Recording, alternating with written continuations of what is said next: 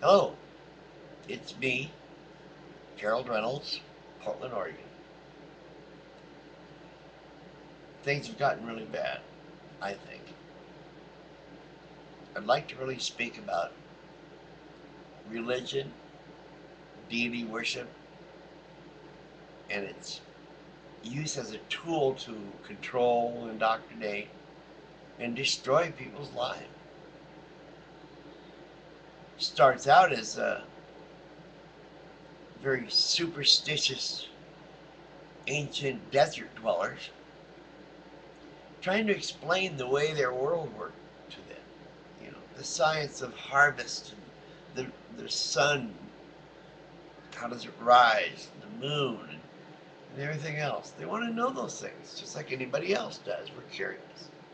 The thing is, mankind in that age were very superstitious. They personified everything to make it simpler for people to understand. For instance, they assigned names to the constellations, groups of stars, with little stories behind them to explain why they got in their position, I guess. I don't know. Just all kinds of things that human beings came up with for centuries just to try to explain the natural world. Well, we have science now to do that, and it does it very well. Like, where do we come from? We know. We know about the fertilization, the egg, the spermatozoa, and everything. We know all about it. In fact, we know pretty much where all life originated.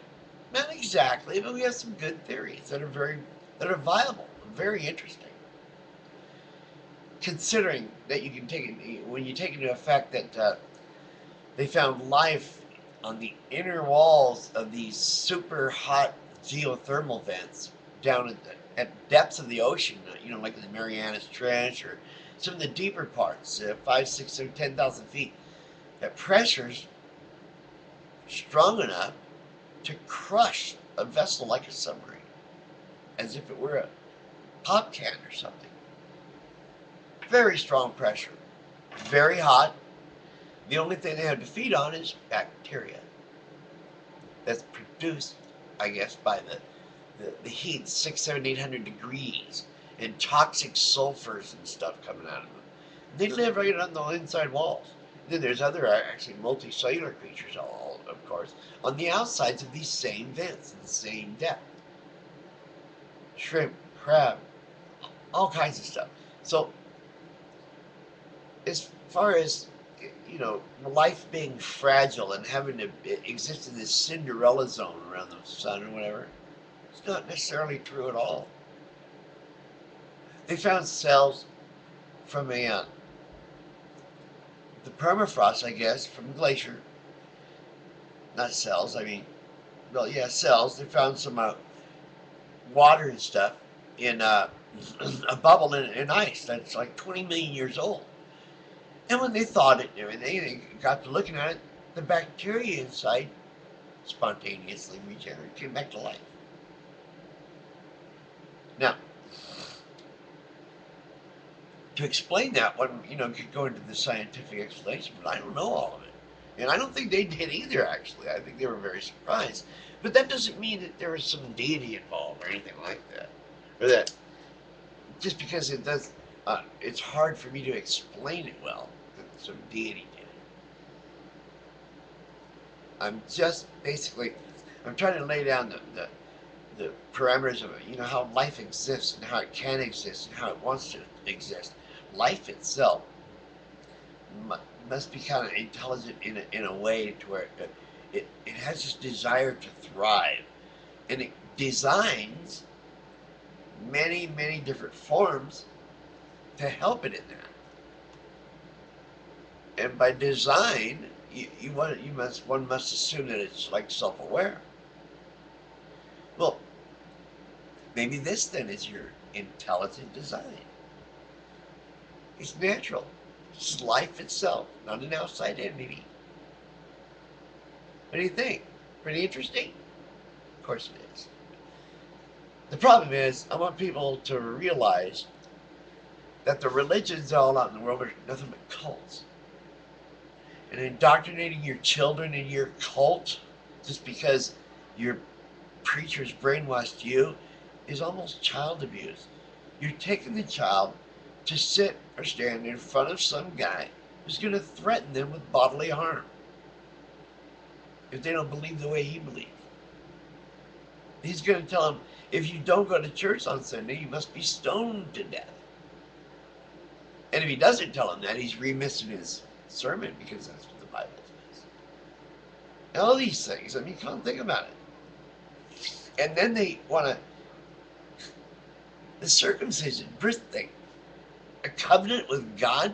What do they think? Their God is sitting up there going, by the way, Jews, I'd like you to cut off a piece of your penis just to prove that you believe in me. Excuse me? Then the angels in heavenly hosts must be dying up there and telling God, please don't do that to him. What are you doing? You're killing us here.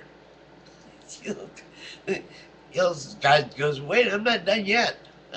More rules? Yeah, I want you to take your women, cover them from head to toe so you can't see them. So when you get to the marriage bed, it's just as much a surprise to you as it is to your neighbor. And feed the dog, but don't feed the woman. What is it with you people? You all have this tendency to say, my God tells me to do this.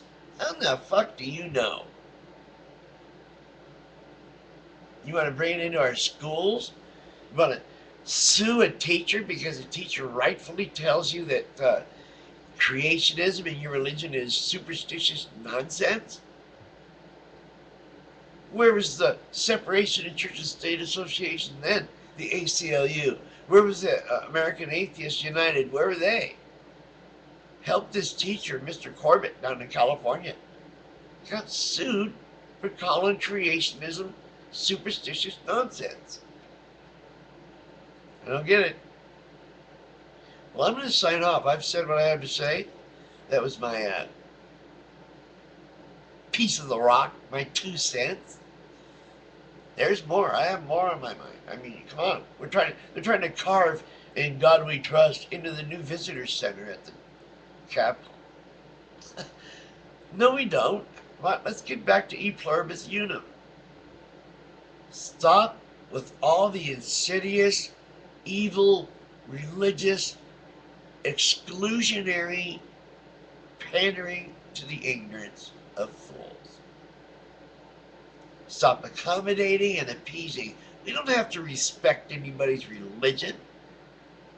For crying out loud, it's a mental illness. No, they don't deserve any respect for their choice either. They certainly don't deserve any respect for taking their children down to be threatened. Sick. And they really don't deserve any respect at all for torturing their children. Religious people. Yeah, the circumcision thing. It's torture, for crying out loud. And it's unnecessary. Amazing how you people are. How you believe stuff like that just because some preacher told you it was true. Why do you believe someone that thinks they sit at the right hand of a God? That sounds like schizophrenia to me, for crying out loud. Well, don't know about you, but I think I've said my piece. Had enough for today. We're going to move along now. There's nothing to see here, as the law says. There's nothing to see here. We're done. Don't question the 9/11 Commission. No, I'll question, all right. It's the same road. Good night now. We'll see you all later, okay?